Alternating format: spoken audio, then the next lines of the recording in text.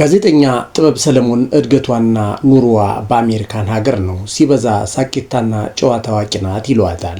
እርሷ ካለች ድብርት የሚባል ነገር ፈጽሞ አይታሰብም። የሚያግባባት ችሎቷ የሚገርም ነው ይሏታል። 21 ዓመቷ ነው። ይህች ተወዳጅ ወጣት ጋዜጠኛ ጥበብ ሰለሞን ሰሞኑን ሽምግልና ተልኮላታል እየተባለ ነው። ለመሆኑ ሽምግልና የላከው ሰው ማን ይሆን? በአጭር ጊዜ በህዝብ ዘንድ ተወዳጅነት ማግኘት የቻለችው ጋዜጠኛ ጥበብ ሰለሞን ትዳር ለመያዝ ጫፍ ደርሳለች እየተባለ ነው።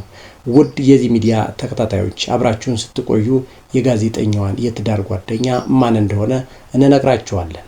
ከእናንተ የሚጠበቀው ቻናሉን ሰብስክራይብ፣ መረጃውን ላይክ እና ሼር ማድረግ ብቻ ነው።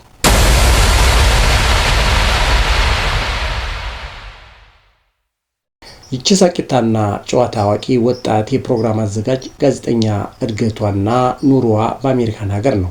ጥበብ ሰለሞን አማርኛን ሀብላ መናገር የጀመረችው በ21 ዓመቷ ነው።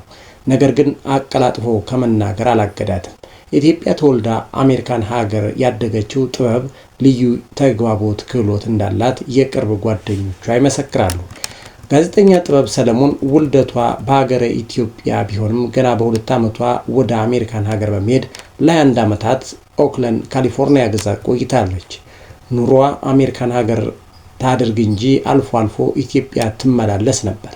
የአሜሪካ ኑሮና ባህል አማርኛ ከመናገር አላገዳትም። ለቋንቋ ልዩ ፍቅር ያላት ጥበብ ሰለሞን እያወላገደች የጀመረችውን አማርኛ በአጭር ጊዜ አቀላጥፋ እየተናገረችው ነው። በኮሚኒኬሽን የትምህርት ክፍል ኦንላይን ካሊፎርኒያ ኮሌጅ ጀምራ የነበረ ሲሆን አሁን ላይ ግን ባልተወሰኑ ምክንያቶች ትምህርቷን አቋርጣለች። ነገር ግን የወደፊት ህልሟ በኮሚኒኬሽን የትምህርት ክፍል መጨረስ እንደሆነ ደጋግማ ትናገራለች።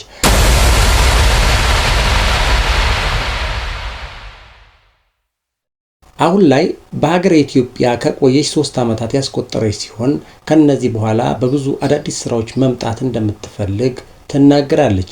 ይቺ ጋዜጠኛ የኢትዮጵያን የምግብ ጣዕም መልመድ ተቸግራ እንደነበር ብዙዎች የመሰከሩላት ጉዳይ ነው። ከአሜሪካን ሀገር እንደመጣች ሰሞን የምግብ ጣዕም ፈተና ሆኖባት እንደነበር ምስክርነቷን ሰጥታለች። በጊዜ ቆይታ እየለመደችው እንደሆነም ትናገራለች። በጣም ብዙ ህልሞች አሉኝም ትላለች።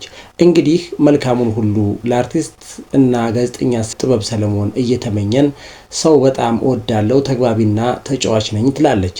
አሜሪካ ባድግም ኢትዮጵያ ማንነት ካለው ቤተሰብ ውስጥ ስላደኩኝ እናንተ ኢትዮጵያኖች እንዳደረጋችሁት እኔም እንደ ኢትዮጵያ አስተዳደግ እንጀራ እየበላው ነው ያደኩት በማለት ትናገራለች። ኢትዮጵያ እንድቆይ ያደረገኝም ማህበራዊ ኑሮ ነው በማለትም ትናገራለች። ጋዜጠኛ ጥበብ ሰለሞን ስለራሷ ከተናገረችው ጥቂት ነገር ተነስተን ይፋ ያላወጣችውን ያልተሰሙ ጉዳዮች ይዘላችሁ እንዲቀርበናል። የሆነ ሆኖ ጋዜጠኛ ጥበብ ሰለሞን ልትሞሸር ሽምግልና እንደተላከላት እየተሰማ ነው። ነገር ግን ፍልቅልቋና ጨዋታ አዋቂዋ ጥበብ ሰለሞን የሚያገባት እድለኛ ሰው ማን እንደሆነ እስካሁን አልታወቀም እየተባለ ነው።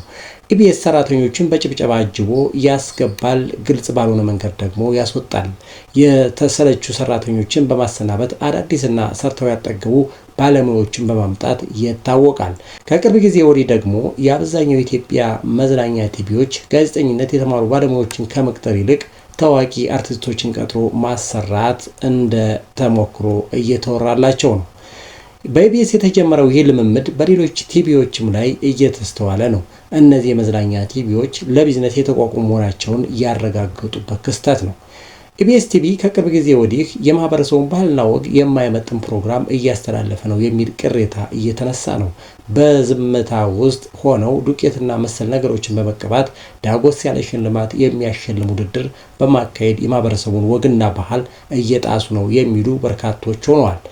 እኛም የህዝቡን ቅሬታ ትክክል ነው በሚል በዚህ መንገድ ለእናንተ አቀርበናችሁ። ውድ የዚህ ሚዲያ ተከታታዮች እንደዚህ አይነት ፕሮግራሞችን በተከታታይነት እያዘጋጀ እንድናቀርብላችሁ ከፈለጋችሁ ቻናሉን ሰብስክራይብ፣ መረጃውን ላይክ በማድረግ እንድትተባበሩን እያልን የዛሬ የነበረን ፕሮግራም ይህን ይመስል ነበር።